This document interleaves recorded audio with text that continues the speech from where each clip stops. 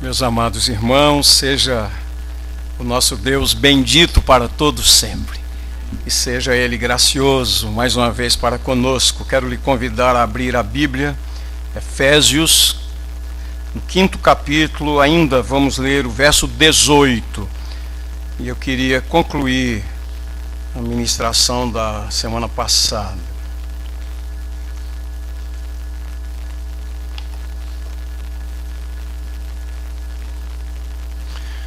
Como foi dito na oração do presbítero Severino, o pastor Cláudio, ele e o presbítero Fernando Trajano encontram-se na cidade de Natal, participando da Assembleia Geral da Igreja Presbiteriana do Brasil.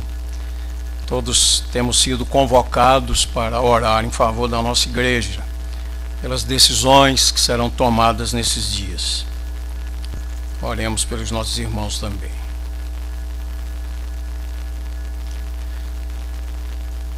Vamos ler juntos, queridos, esse verso 18, que é tão conhecido por todos nós, que está dentro do contexto, não é?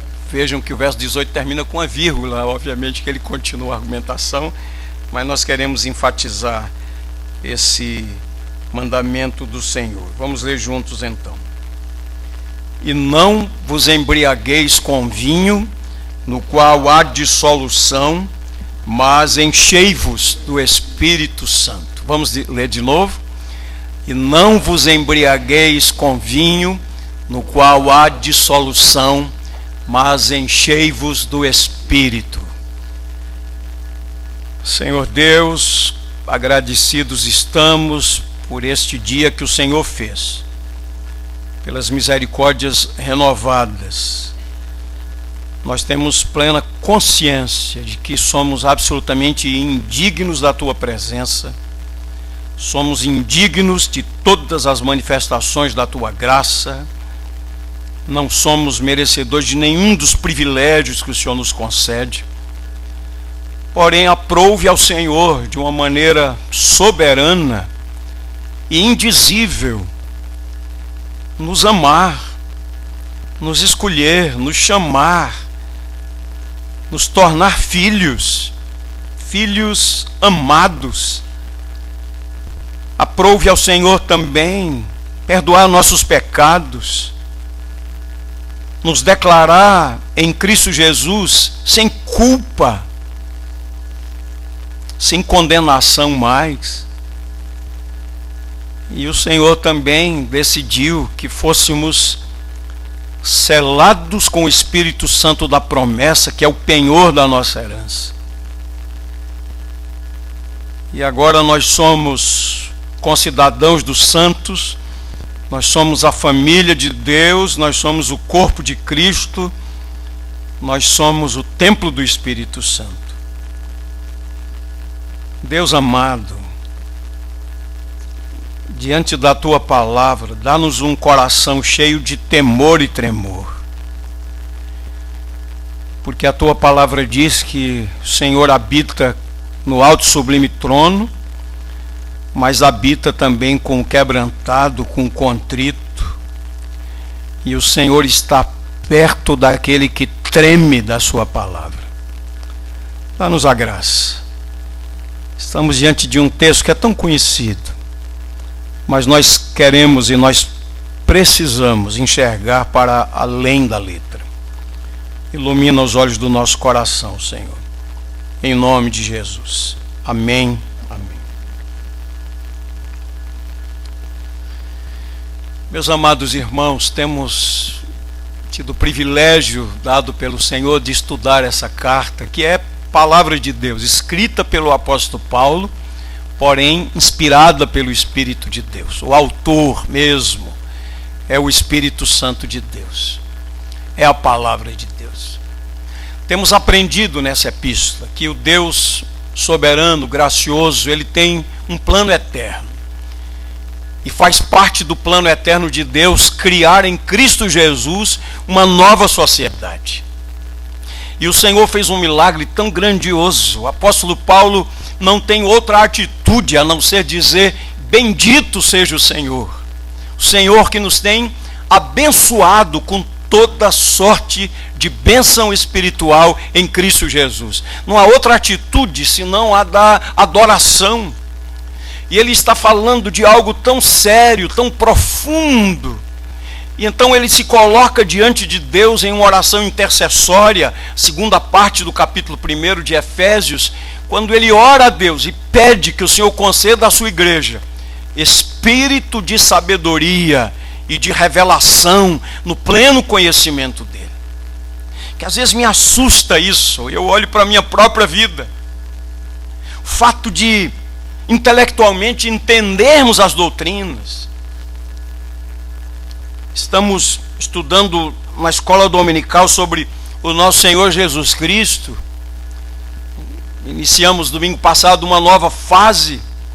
Assusta-me pensar que ao final dos cursos nós tenhamos um conhecimento intelectual do Senhor Jesus, mas que nos falte aquele plus, aquele algo mais, aquela intimidade com Ele, aquela devoção, aquela atitude de um discípulo. E não será muito proveitoso, queridos, apenas abarrotar nossa mente com informações. Se essas informações não descerem ao nosso coração e não transformarem a nossa vida, não fizerem de nós pessoas novas. E é isso que Paulo está dizendo. Ele ora a Deus, ele pede revelação, iluminação, que o Espírito de Deus ilumine os olhos do nosso coração. E então ele fala do grande milagre que o Senhor fez na nossa vida, estando nós mortos em nossos delitos e pecados, andando segundo o curso deste mundo, segundo o príncipe da potestade do ar, fazendo a vontade da carne. Ele diz, nós éramos por natureza filhos da ira, como também os demais, mas Deus, sendo rico em misericórdia, por causa do grande amor com que nos amou, estando nós mortos, nos deu vida. Pela graça sois salvos. Ele ainda fala de uma nova relação que há entre judeus e gentios em Cristo Jesus. Dois povos irreconciliáveis foram reconciliados, a barreira da separação foi derribada. Jesus é a nossa paz, de ambos ele fez um. E capítulo 3, ele se coloca de joelhos diante do Pai, de quem toma o nome toda a família, tanto no céu como sobre a terra. E ele faz uma oração tão linda, agradecendo por essa bênção. Porque o Senhor tem uma igreja só, um povo só, uma família só. E ele diz, nós anteriormente éramos estranhos às alianças, estávamos perdidos, afastados, sem Deus no mundo, mas nós que estávamos afastados fomos aproximados. E nós somos concidadãos dos santos, nós somos da família de Deus. E então, a partir do 4º capítulo, ele começa a falar sobre a vida desse povo que foi feito uma nova criatura. Rogo-vos, pois, irmãos, eu prisioneiro no Senhor, que andeis por modo digno da vocação a que fosse chamados. Começa a falar detalhes de nossa vida, dizendo que nós precisamos nos despir do velho homem e nos renovar a cada dia. Então, se a gente pensa em conversão como um ato, arrependimento e fé, na verdade, o Evangelho nos fala de uma conversão diária, mortificando o velho homem com seus feitos e nos revestindo e nos renovando do novo homem criado em Cristo Jesus. E então, concluindo esses argumentos, antes de falar a respeito de relacionamentos familiares, marido e mulher, pais e filhos, senhores e servos, antes de falar sobre batalha espiritual, ele nos traz esse ensino. Já no verso 14 havia dito, desperta, ó tu que dormes, levanta de entre os mortos e Cristo te iluminará. E aqui nos fala a respeito dessa plenitude do Espírito Santo. Não vos embriagueis com vinho, no qual há dissolução, mas enchei-vos do Espírito Santo. Estava lendo um texto de John Stott e ele diz assim, ele escreveu assim, não há maior segredo para a santidade, não há maior segredo para a santidade do que ser repleto daquele cuja própria natureza e nome são santos.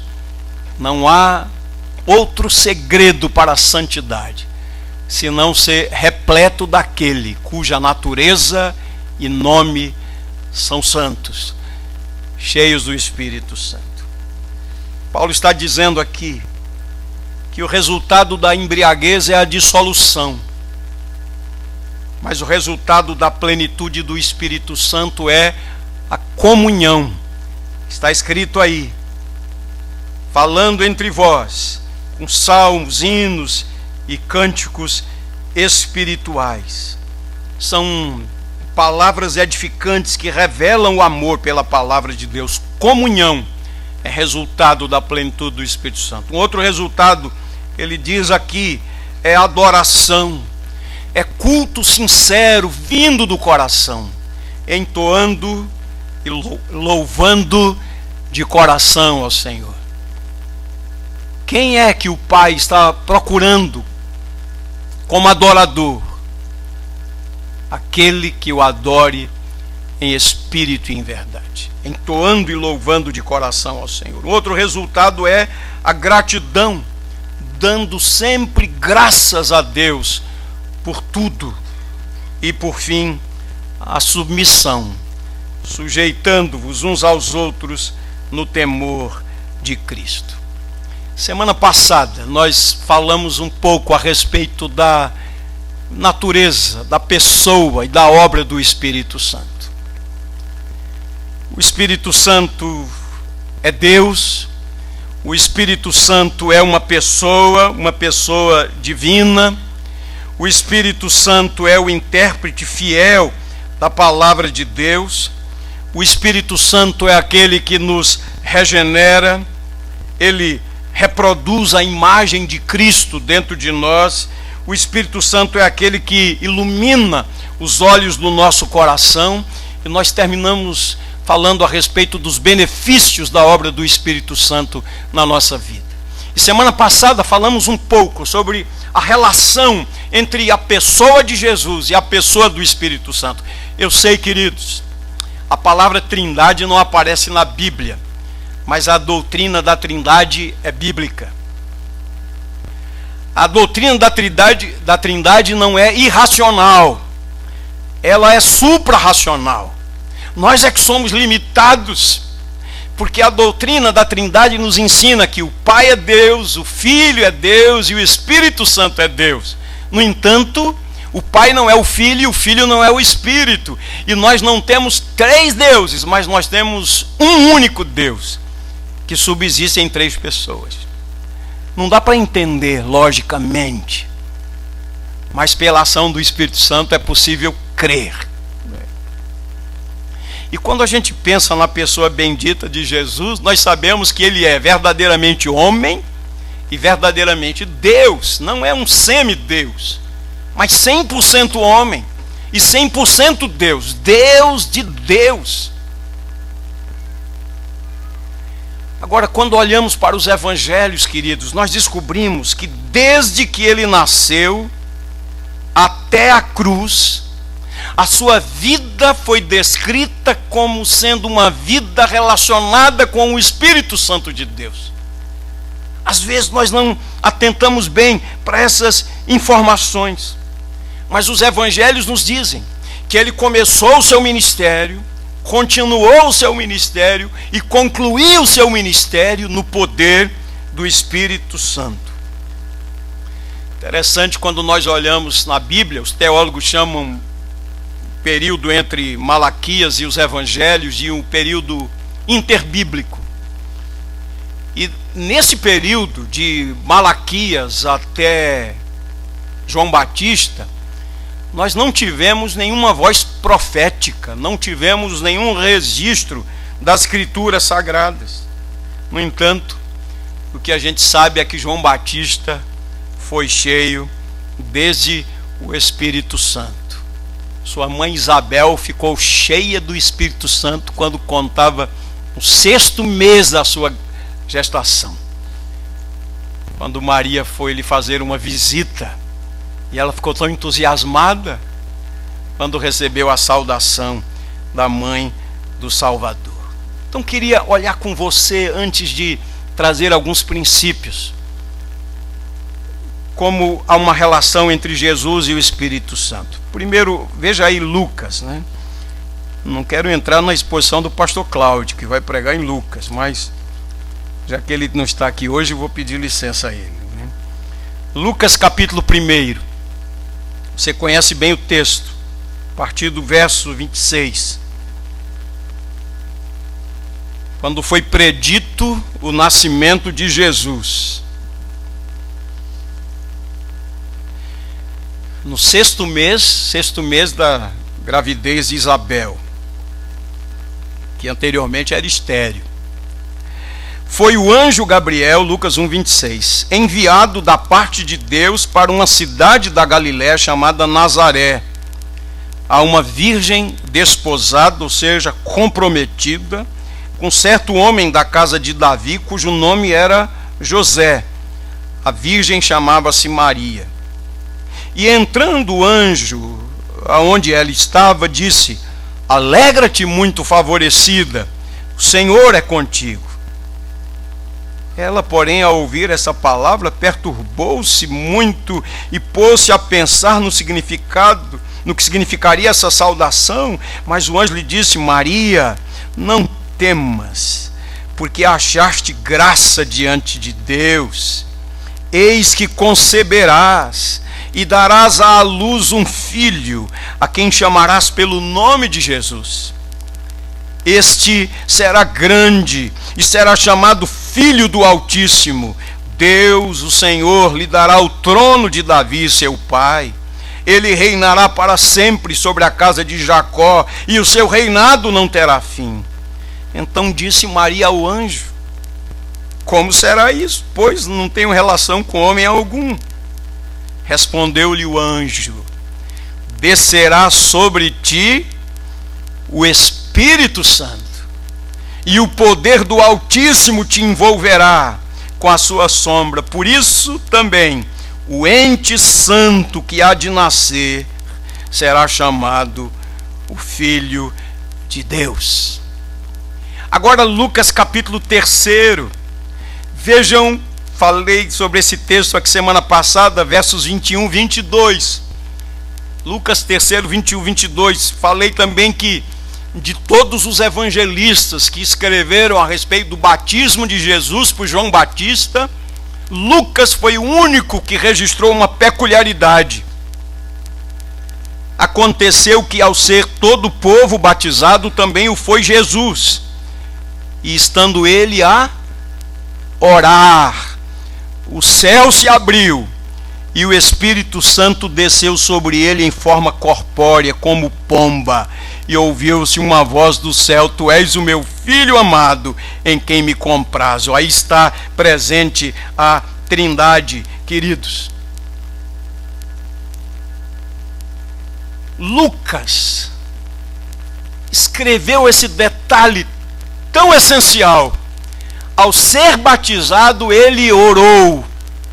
O céu se abriu e o Espírito Santo foi derramado sobre o Senhor Jesus. Em Lucas capítulo 11, quando os discípulos pedem a Jesus: ensina-nos a orar, e ele os ensina. Versículo 13 diz: quanto mais dará ele o Espírito Santo àqueles que lhe o pedirem. Estava lembrando, quando estudava, de uma afirmação de pastor Augusto Nicodemos, ele que é um grande estudioso, que estudou muito sobre a história da igreja, a história dos avivamentos, inclusive no final dos anos 90, melhor dizendo, no final dos anos 80, início dos anos 90, 1990, ele pregou nesta primeira igreja muito sobre avivamento. E o pastor Augusto disse o seguinte: nunca houve um avivamento que não tivesse sido precedido por oração. Obviamente que ele não está dizendo que a igreja pode produzir avivamento, porque isso é uma obra do Espírito de Deus. Mas o que ele está dizendo, e uma constatação histórica, um testemunho da história, que todos os avivamentos foram precedidos pela oração do povo de Deus. E lembrem-se, nem sempre quando os líderes oravam, em determinadas ocasiões, os líderes nem oravam. Mas havia alguém na congregação, havia alguém que se levantava de madrugada, havia alguém quebrantado, havia alguém inconformado, havia alguém não satisfeito com a realidade espiritual de sua própria vida e a realidade espiritual da igreja. Gente que se colocou diante de Deus. Volto a dizer, nem sempre os líderes. Às vezes os líderes estão tão envolvidos com a dinâmica da igreja, com a agenda, com as atividades, com os compromissos, que às vezes oram muito pouco. Tem tanto o que fazer, que abrem mão da oração. E geralmente é assim na nossa vida, queridos. Quando nossa semana está cheia, quando a agenda é cheia, a tendência sempre é renunciar à Bíblia, e renunciar à oração, e renunciar ao culto. Geralmente é assim. Alguém escreveu a respeito do reformador Martinho Lutero. Eu já vi algumas versões sobre essa história, mas com certeza a essência é verdadeira. Ele tinha o hábito de orar ao menos 1 hora por dia. Mas ele dizia assim em determinadas ocasiões, quando ele estava tão cheio de compromissos, ele dizia: eu tenho tanta coisa para fazer hoje, que eu precisarei orar 2 horas. Ela é bem diferente de nossa realidade, né? A gente tem tanta coisa para fazer que Deus me perdoe, mas hoje não dá para orar, né? Hoje não dá para ler a Bíblia, não dá para meditar na palavra de Deus, né? Preciso fazer aquela pesquisa, preciso fazer aquele relatório, preciso ler. Eu estou fazendo um programa de pós-graduação, há tantas leituras, eu preciso completar minha monografia. Deus me perdoe, a Bíblia não dá. Preciso estudar para o vestibular, o Enem vem aí, né? Então o Senhor vai entender isso, né?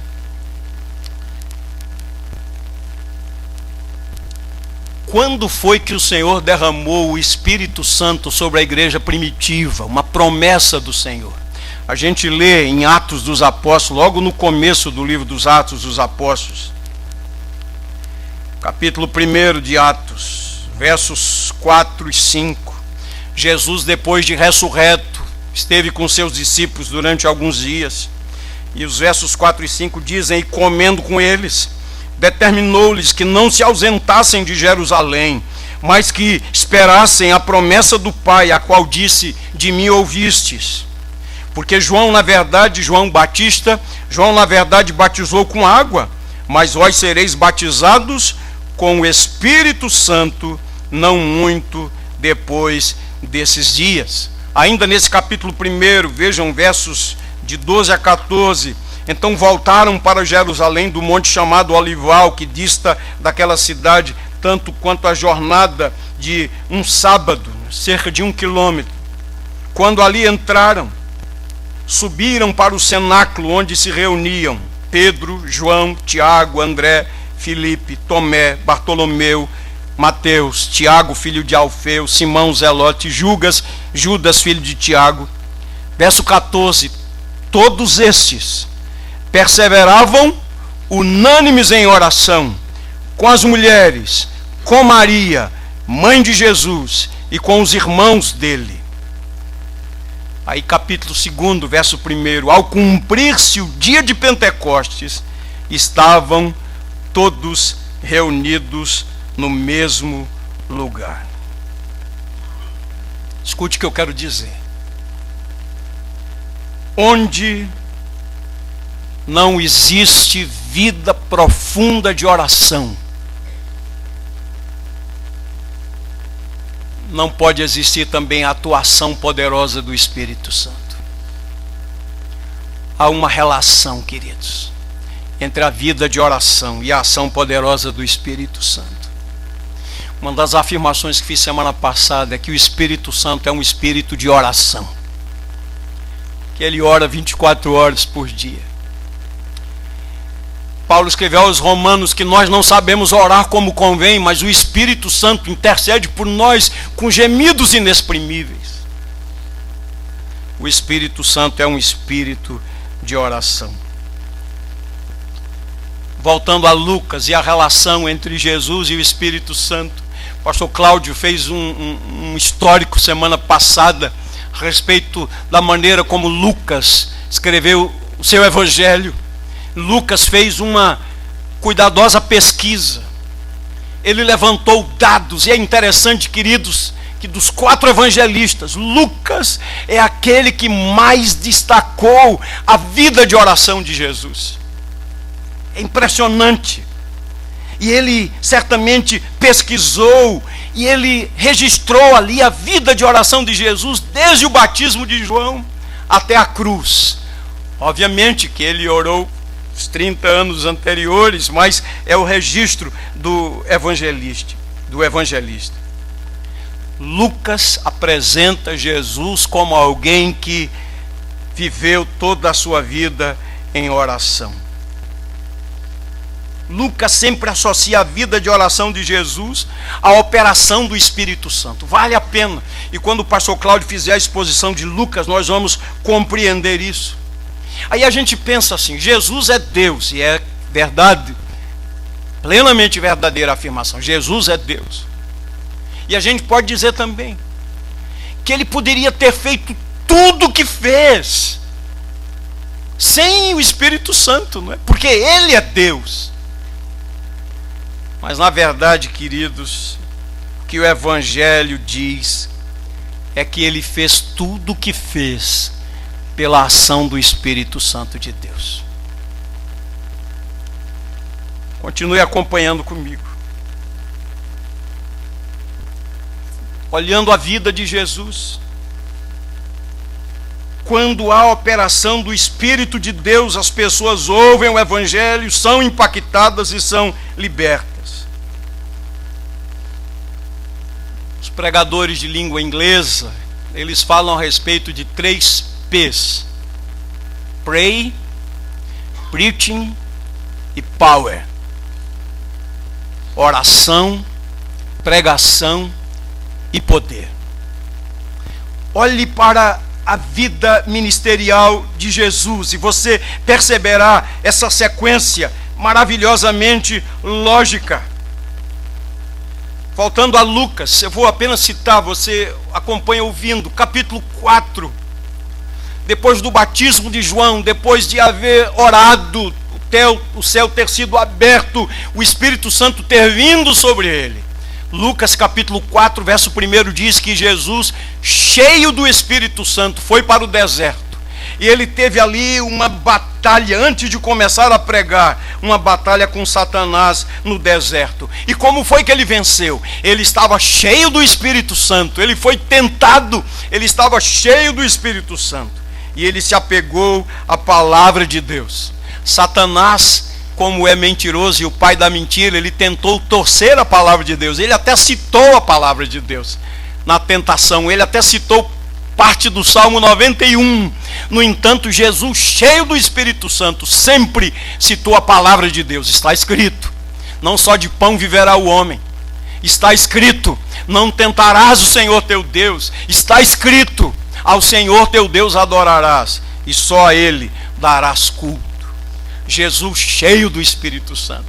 Aí a gente lê Lucas 4,18, quando ele saiu do deserto e ele começou o seu ministério, diz que ele saiu dali e começou o seu ministério no poder do Espírito Santo. Queridos, eu fico pensando assim, se Jesus que é Deus, se Jesus que é homem perfeito, que nunca pecou, não prescindiu da plenitude do Espírito Santo, do poder do Espírito Santo, porque você e eu deveríamos pensar que é possível, que simplesmente nossa formação acadêmica, nosso conhecimento, nossos estudos, nossa ortodoxia, somente essas coisas seriam suficientes. O que a palavra de Deus está dizendo, queridos, depois de nos exortar, nos instruir sobre a maneira como devemos viver para agradar a Deus de modo digno da vocação a que fomos chamados, ele está dizendo: enchei-vos do Espírito Santo. Uma tradução segundo o espírito do texto original seria: sede continuamente cheios do Espírito Santo.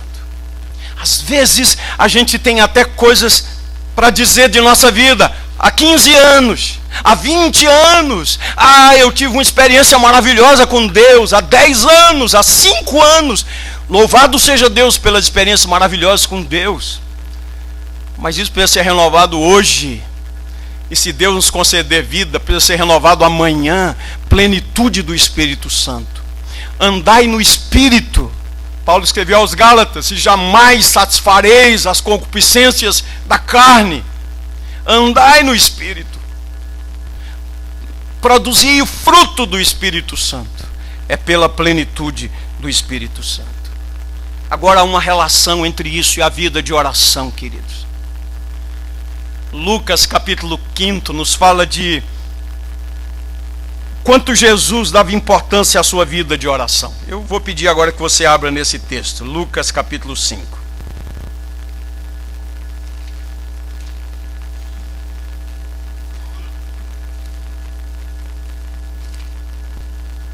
Olha que coisa extraordinária.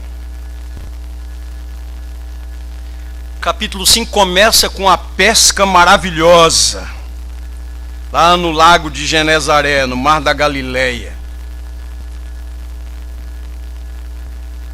Prossegue falando da cura de um leproso. Verso 15 de Lucas 5. Porém, o que se dizia a seu respeito cada vez mais se divulgava, e grandes multidões afluíam para o ouvirem e serem curados de suas enfermidades. Vejam a importância que Jesus dava à vida de oração. Agora veja o verso 16. Ele, porém, se retirava para lugares solitários e orava. Queridos, honestamente, não parece esquisito o comportamento de Jesus? As multidões foram a ele e ele se afastou. Por que ele o fez? É interessante que era de dia. E aí a gente aprende pelos evangelhos que ele orava durante o dia. Às vezes ele orava a noite toda. Às vezes ele se acordava de madrugada para orar, ainda escuro. E ele se acordava para orar.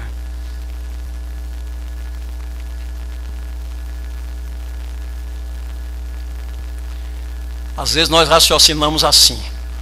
O certo teria sido Jesus dizer: Pai, muito obrigado, porque as pessoas voltaram.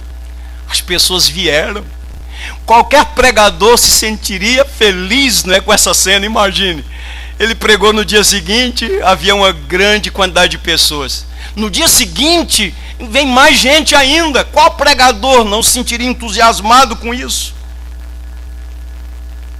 Jesus, porém, sabia que mais importante do que falar às pessoas é conversar com o Pai. Às vezes a gente não pensa assim. Aí a gente se descobre envolvido num grande ativismo. A gente tem até um relatório bonito para dar. Ativismo, ativismo, ativismo. Boas intenções até. Mas aquele tempo com o Senhor, a gente vai sempre renunciando, né? Tem uma história antiga que eu ouvi muitos anos, talvez você já ouviu também. As versões às vezes mudam. Os antigos diziam: quem conta um conto aumenta um ponto, né? Às vezes as histórias vão mudando, mas a essência prevalece, né? Uma pessoa que foi lá à casa pastoral falar com o pastor, ele queria fazer uma visita, só que o pastor estava em oração, e quando a pessoa chegou lá na igreja, a esposa ficou meio constrangida de dizer, né, que ele estava lá no quarto, orando, e eu disse: olha, ele não pode agora, ele não pode lhe atender agora. Sim, mas eu preciso falar com ele. Aí até que a esposa, constrangida, não queria dizer, mas disse: olha, é porque ele está dedicando esse tempo agora em oração. Aí a pessoa era íntima da família, entrou lá nos aposentos onde estava o pastor e disse: pastor, já que você não está fazendo nada, né, eu preciso de você para a gente fazer uma visita. Queridos, é exatamente assim que a gente interpreta às vezes. Já que você não está fazendo nada, há uma visita a ser feita.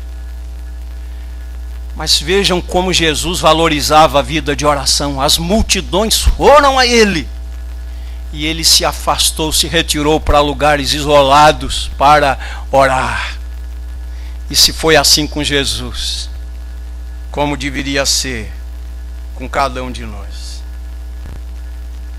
O Espírito Santo que ora fez com que Jesus tivesse um ministério marcado pela vida de oração. Talvez você diga, olha, desculpe pregador, mas essa relação aí não está muito clara. Vamos lá, Atos capítulo dos Apóstolos 17, Atos capítulo 10, versos 37 e 38. Atos 10, 37 e 38. Vós conheceis a palavra que se divulgou por toda a Judéia, tendo começado desde a Galileia, depois do batismo que João pregou, João Batista, como Deus ungiu a Jesus de Nazaré com o Espírito Santo e com poder, o qual andou por toda parte, fazendo o bem e curando a todos os oprimidos do diabo, porque Deus era com ele. Queridos, Jesus era Deus, mas Deus era com ele. Deus era com ele na sua plena humanidade, porque ele era homem também. O ministério de Jesus foi assim, ungido pelo Espírito Santo, cheio do Espírito Santo, no poder do Espírito Santo. Ele viveu e ele realizou o seu ministério. Concluindo, porque estou mostrando nessa manhã a relação que há entre enchei-vos do Espírito e uma vida profunda de oração. Quando a gente lê os evangelhos, como a vida de oração dos discípulos era pobre. Você encontra os discípulos orando. E tem até um texto muito interessante, é em Marcos capítulo 1, não é? Tinha que ser com Pedro, não é? Mas foi exatamente com ele. Livro de Marcos.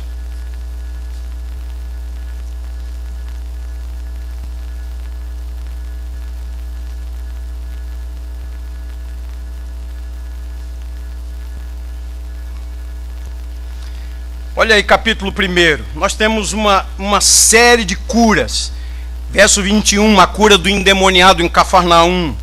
Verso 29, a cura da sogra de Pedro. A partir do verso 32 até o verso 34, muitas outras curas. Agora olhe Marcos capítulo 1, 35. Tendo se levantado alta madrugada, saiu, foi para um lugar deserto e ali orava. Efésios 5 diz, remindo o tempo, porquanto os dias são maus. Jesus teve um dia super intenso, o dia anterior. No entanto, de madrugada logo, ele se levantou para orar. Lembre-se, Jesus era homem, ele sentia frio também. Ele ficava cansado também. Lembram-se ele dormindo lá no barco? Lembram-se quando ele um dia chamou seus discípulos, vinde, repousai à parte. Mas mesmo cansado, levantou-se de madrugada para orar. Aí, olha o que diz aqui a cena. Procuravam-no diligentemente Simão e os que com ele estavam. Tendo encontrado, lhe disseram, todos te buscam. É como se Pedro e os discípulos tivessem dito assim, Senhor, isso é a hora para estar orando, né? Tem aí uma agenda, a multidão, todos te buscam. E onde é que estás? Onde é que estavas escondido? Né? E ele estava orando. Jesus, porém, que veio para cumprir a vontade do Pai, ele disse, não faço nada moto próprio. Jesus, porém, lhes disse, vamos a outros lugares, às povoações vizinhas, a fim de eu pregar também ali, pois para isso é que eu vim. Então foi por toda a Galileia, pregando nas sinagogas deles e expelindo os demônios. Os evangelhos nos mostram, especialmente Lucas, a vida intensa de oração do Senhor Jesus, mas quase não fala nada da vida de oração dos discípulos. O que é que diz nos evangelhos sobre a vida de oração deles? Um momento, Lucas 11, quando eles disseram, ensina-nos a orar, como João ensinou seus discípulos.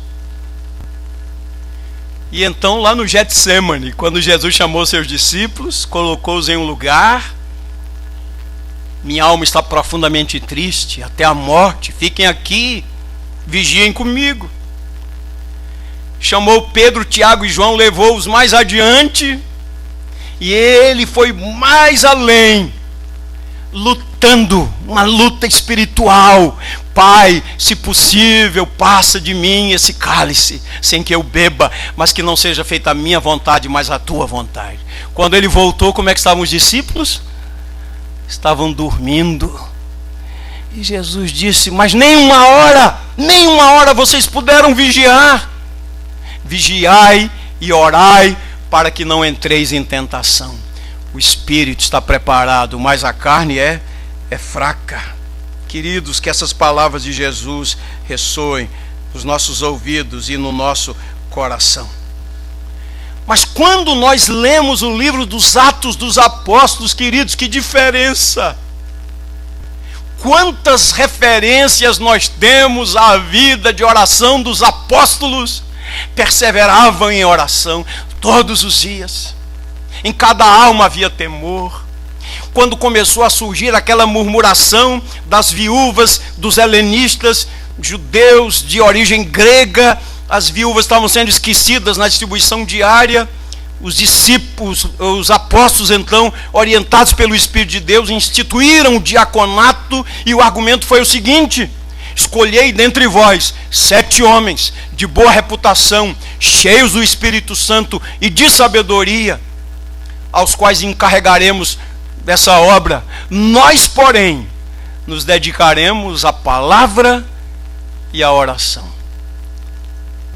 Atos 4, eles oraram, o lugar onde estavam tremeu, todos ficaram cheios do Espírito Santo e com intrepidez falaram da palavra de Deus. Qual a diferença entre os discípulos nos evangelhos e no livro de Atos? O diferencial foi a presença gloriosa, plena do Espírito Santo. O Espírito Santo é um espírito de oração. O desafio de uma vida profunda de oração nos é dado pelo Espírito Santo.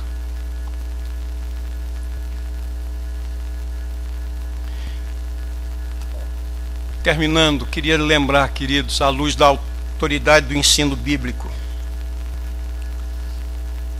quando nossa vida de oração for profunda,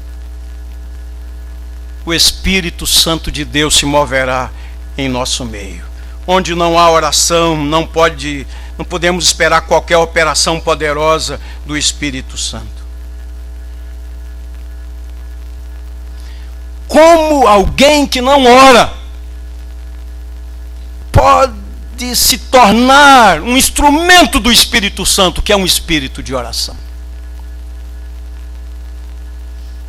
Quando Paulo falou sobre batalha espiritual, na instrução que ele dá aos Efésios, na carta que escreveu, ele diz: sede fortalecidos no Senhor, na força do seu poder, revesti-vos de toda a armadura de Deus, para poderes ficar firmes contra as ciladas do diabo, porque a nossa luta não é contra a carne nem contra sangue, mas contra os principados, contra as potestades, contra os dominadores desse mundo tenebroso, contra as forças espirituais do mal nas regiões celestes. Portanto, tomai toda a armadura de Deus. Ele começa a descrever os utensílios dessa armadura. No entanto, lá na parte final, depois de ter dito: tomai o capacete da salvação e a espada do Espírito, que é a palavra de Deus, verso 18, Efésios 6, com toda a oração e súplica, orando em todo o tempo no Espírito, orando em todo o tempo no Espírito Santo. E para isto, vigiando com toda a perseverança e súplica por todos os santos, por todos os crentes, e também por mim, disse Paulo, para que me seja dada no abrir da minha boca a palavra, para com intrepidez fazer conhecido o mistério do Evangelho. Não basta ao pregador estudar o texto, fazer um esboço, pregar um sermão. Ele precisa ter uma cobertura de oração. Uma vez perguntaram a Spurgeon sobre o seu segredo, e ele disse: o segredo está no porão.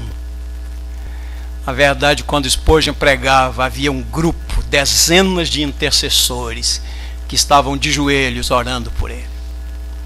John Knox, que é conhecido como o pai do presbiterianismo, John Knox, orava assim pela sua nação: dá-me a Escócia ou eu morro. Queridos, isso é muito sério, isso é muito profundo. Há uma relação entre a plenitude do Espírito Santo e uma vida de oração. Desperta, ó tu que dormes, é a palavra de Deus quem diz. Desperta, ó tu que dormes, levanta-te de entre os mortos e Cristo te iluminará. Que o Senhor nos ilumine os olhos do coração, que o Senhor desperte em nós fome, sede de sua palavra, de sua presença, porque em dias de pragmatismo, oração é vista apenas como um instrumento para receber as coisas de Deus. Mas a oração precisa ser vista como um instrumento de relacionamento com Deus, andar com Deus, ter intimidade com Ele. Vamos ficar em pé, vamos orar.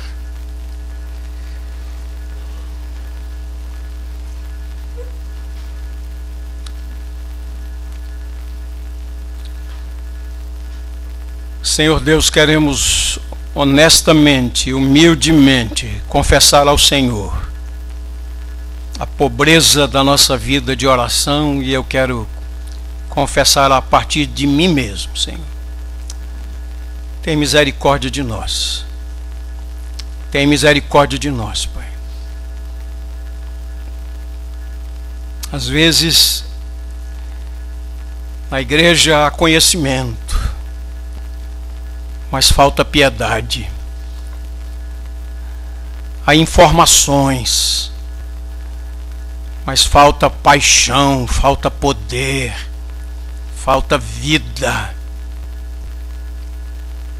Às vezes há precisão teológica, porém nosso coração está árido, seco, apático, indiferente.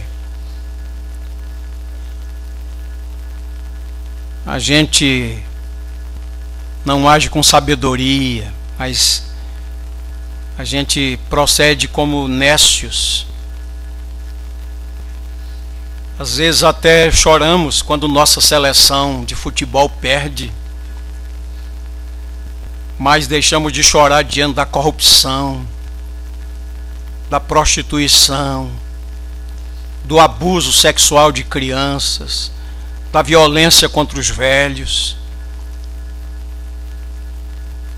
da frieza da igreja. Não temos lágrimas para essas coisas que são mais sérias e mais profundas. Às vezes somos meros frequentadores do templo, mas não adoradores. Às vezes estudamos uma escola dominical com tanta qualidade como é essa escola dominical pela graça, e a gente sai inchado, gordo, com tantas informações, mas nossa alma espiritualmente é mirrada por falta da plenitude do Espírito Santo. Ó Senhor, tem misericórdia de nós. Tem misericórdia de nós. Aplica a Tua palavra ao nosso coração, Senhor. Como recentemente pregou aqui o Teu servo. Senhor, temos ouvido Tuas declarações. Tenho ouvido e me sinto alarmado. Aviva a Tua obra, Senhor, no decurso dos anos. Faze-a conhecida. Na Tua ira, lembra-te da misericórdia. Nós oramos em nome de Jesus. E que o Senhor vos abençoe e vos guarde. O Senhor faça resplandecer o seu rosto sobre vós e tenha misericórdia de vós. O Senhor sobre vós levante o seu rosto e vos dê a paz. E que a graça maravilhosa do Senhor Jesus, o amor eterno de Deus, o nosso Pai, a comunhão, o poder e as consolações ternas do Espírito Santo venham sobre nós e sobre todos os que amam o Senhor em toda a face da terra, desde agora e para sempre. Amém. Amém.